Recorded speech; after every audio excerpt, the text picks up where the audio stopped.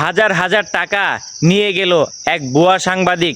দেখেন কিভাবে টাকা নিল, হাজার হাজার টাকা একটা মহিলার থেকে, গাজীপুর এলাকার থেকে টাকাগুলো নিয়ে গেছে।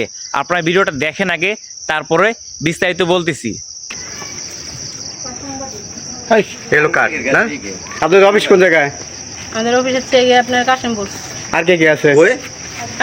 আপনি কি বলেন? আর কে আয় আপনার অফিস কোনে? কোনাবাড়ি। আচ্ছা, আমারটা কোনাবাড়ি। টাকা দেন ওখানে। আমার কোনটা দেখেন? টাকা বের করেন, বের করেন, টাকা বের করেন, টাকা দিয়ে দেন, টাকা বের করেন, টাকা দিয়ে দেন, পুলিশ খবর দে, পুলিশ টাকা দিয়ে দেন, থানায় ফোন দেন, টাকা দিয়ে দেন, টাকা দিয়ে দেন, কথা কইয়া সাংবাদিক আইছে আমার টাকা দিয়ে দেন, বাড়িতে বাইতে টাকা উঠাই বলেছে এটা কি? না না না টাকা টাকা দিয়ে আপনি টাকা দিয়ে দেন, টাকা ওটা না কথা না মানে 26,000 টাকা নি 6,000 টাকা হইছে।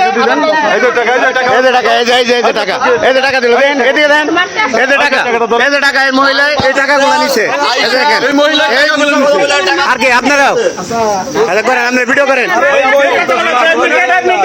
আর কই লোক কই, লোক কই, লোক কই, লোক কই, পুলিশে ফোন দেন, আমি ফোন দিতে। টাকা পয়সা কখনো সাংবাদিককে দিবেন না, আর সাংবাদিক কখনো টাকা খাবে না।